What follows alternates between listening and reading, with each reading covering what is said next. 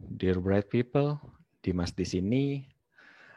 Ini edisi khusus ya buat teman-teman khususnya yang belakangan ini lagi hype banget nih mengenai kompetisi dan pelatihan TIK nasional daring atau online untuk penyandang disabilitas yang diadakan oleh Bakti Kementerian Kominfo Republik Indonesia. Jadi teman-teman yang sudah menunggu hasilnya setelah kemarin proses registrasi, baru kemarin itu pengumuman untuk calon peserta yang lolos seleksi. Saya ucapkan dulu selamat buat teman-teman yang berhasil lolos dan selamat nanti mengikuti pelatihan selama 3 hari dan juga 2 hari kompetisinya.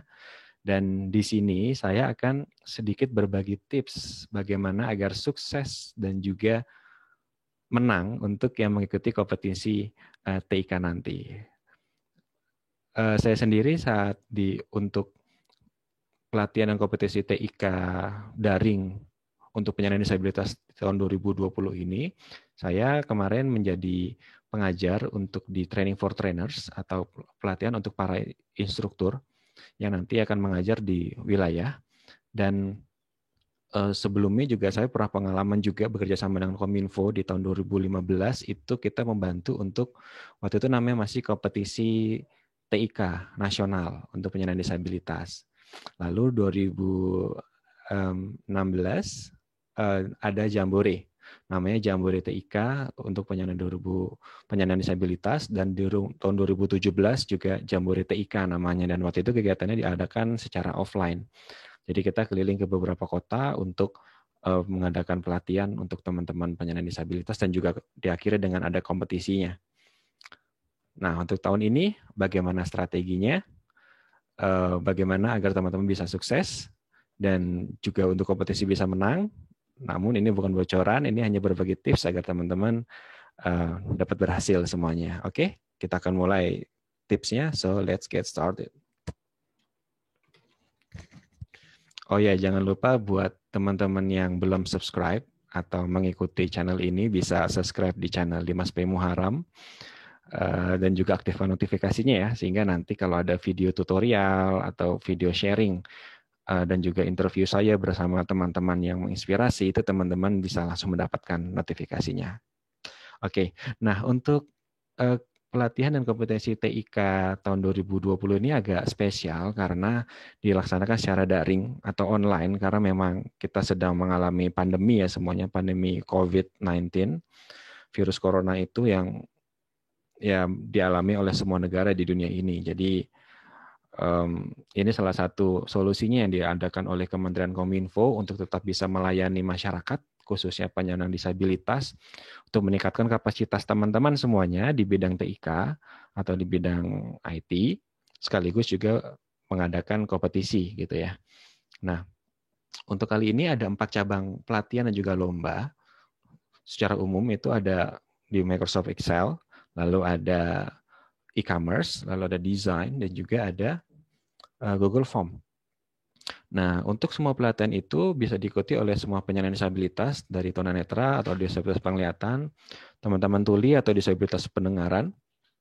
Lalu juga ada untuk yang teman-teman penyandang disabilitas fisik, mental, dan juga intelektual. Nah, kecuali untuk cabang yang desain itu tidak dapat diikuti oleh teman-teman penyandang disabilitas penglihatan. Ya iyalah ya, masa tunanetra kita ikut desain gitu ya. Tapi tenang aja, di cabang lomba lainnya itu dapat diikuti dan sama menariknya kok gitu untuk pelatihannya juga. Dan pelatihan ini nanti dan juga kompetisinya itu dibagi menjadi 3 wilayah ya. Nah, yang baru diumumkan ini untuk wilayah 1 itu untuk Sumatera dan Bali. Nah, tapi ke depan tips ini juga saya yakin juga bisa dipakai untuk teman-teman penyandang disabilitas yang mengikuti kompetisi ini, baik di wilayah 2 dan juga 3 ya. Nah, ini tips pertama dari saya. Ya, ini tips yang pertama dari saya yaitu mengikuti dan membaca dengan seksama aturan yang berlaku ya. Jadi kegiatan ini tuh untuk wilayah 1 kan pelatihan selama 3 hari, yaitu dari tanggal 9 sampai tanggal 11 November, lalu 2 hari sisanya itu adalah kompetisi. Nah, ada syaratnya nih, buat teman-teman yang ingin mengikuti kompetisi, itu harus mengikuti pelatihannya itu minimal ada 16 JP kalau nggak salah, atau 15 jam pelajaran. dari maksimal 18 jam pelajaran gitu. Dan juga video harus di on. Jadi teman-teman ketika pelatihan jangan lupa untuk selalu mengaktifkan video, lalu mengikuti pelatihannya dengan seksama dan juga aktif gitu ya. Karena nanti juga akan direcap oleh panitia untuk kelayakan teman-teman dapat mengikuti lombanya atau tidak. Tapi buat teman-teman yang memang merasa tidak ingin mengikuti kompetisi, hanya pelatihan saja juga boleh. Cuman kalau boleh saya saran, tetap harus ikut pelatihannya dengan sungguh-sungguh ya, dengan selama full 3 hari, karena sayang banget ini kesempatannya pelatihan daring seperti ini nggak tiap bulan gitu bisa dapat seperti ini ya. Jadi untuk upgrade teman-teman juga, dan saran saya juga ikut juga lah kompetisinya. Sayang banget udah ikut pelatihannya 3 hari tidak ikut kompetisinya, seperti itu.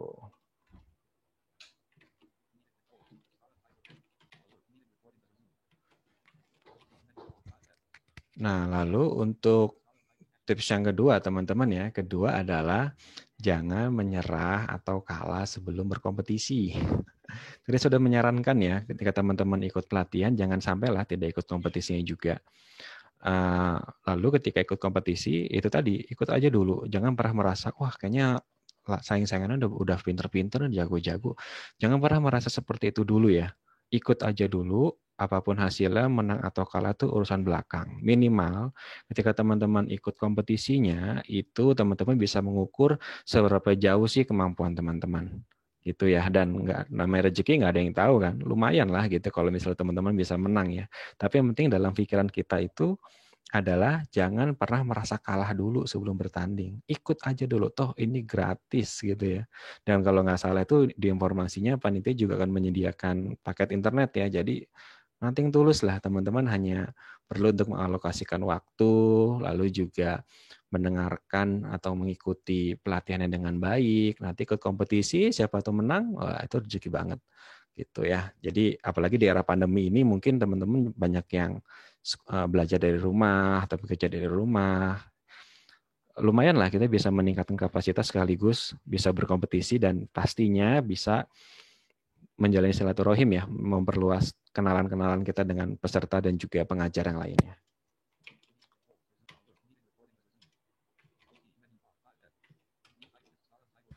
Nah, yang ketiga adalah pahami teori dan juga praktik ketika pelatihan. Nah, jadi teman-teman, ketika sedang pelatihan, mohon bisa diikuti secara seksama ya, baik teori yang disampaikan oleh instruktur atau ketika sedang praktek. Karena bisa jadi ketika kompetisi itu, ya namanya kompetisi ini kan berdasarkan pelatihan selama 3 hari ya. Bisa jadi kompetisinya itu yang dilombakan itu tidak hanya praktek, tapi juga teori. Teori misalnya contoh, ditanyakan bagaimana untuk menuju ke fitur tertentu. Nah, itu kan teori kan sifatnya. Atau misalnya bagaimana apa sikap kita ketika misalnya menemui komputer kita terkena virus gitu misalnya. Nah, itu kan teori kan. Tapi kalau praktek itu misalnya seperti teman-teman diminta untuk membuat sebuah tabel atau diminta untuk membuat sebuah desain. Itu kan namanya praktek. Nah, jadi baik teori atau praktek itu kalau bisa teman-teman betul-betul dipahami gitu, karena mungkin bisa jadi semuanya keluar ketika lomba. Nah, lalu mungkin untuk praktek ini teman-teman bisa ini ya, karena sifatnya adalah sambil praktek ya. Kalau prakteknya bisa berarti nanti juga lomba insya Allah juga bisa. Tapi untuk teori kan kadang-kadang sering skip ya, mungkin dengerinnya sambil ngantuk atau gimana gitu. Nah, untuk ini teman-teman mungkin lebih proaktif bahwa minta juga ya, minta ke instruktur, minta juga materi yang diajarkan pada saat itu. Materi-materi teori itu diminta, misalnya berbentuk PPT atau PowerPoint atau yang lainnya, itu diminta ke teman-teman. Jadi teman-teman di malam harinya itu bisa lagi baca-baca lagi, bisa direview lagi. Jadi biar tidak ada soal-soal sifatnya materi itu, yang teori yang terlewat. Atau kalau misalnya teman-teman bisa dapat rekamannya, bisa rekam sendiri atau minta rekamannya itu lebih bagus. Selama perhatian juga minta rekamannya gitu ya, jadi bisa direview lagi.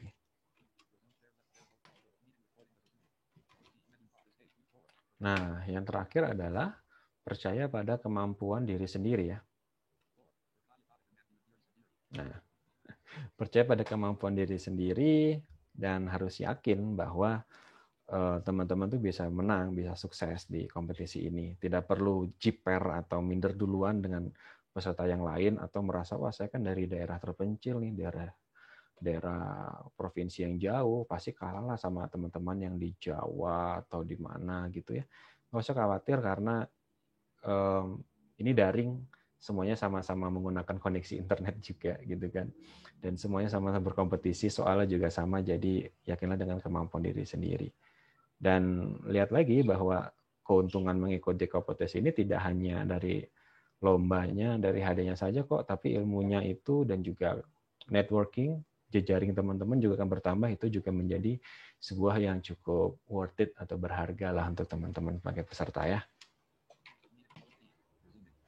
Nah, itu aja teman-teman, mungkin sedikit tips yang bisa saya sharing.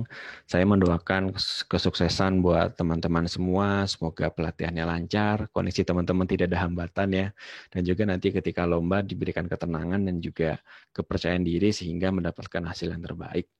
Oke, selamat berjuang semuanya di pelatihan dan kompetisi TIK nasional secara daring untuk penyandang disabilitas. Sampai ketemu lagi di video berikutnya. Jangan lupa klik like dan juga share ke sebanyak mungkin orang agar kita semua bisa mendapatkan pencerahan dan juga masa depan yang lebih cerah sinar mentari. Oke, terima kasih and see ya.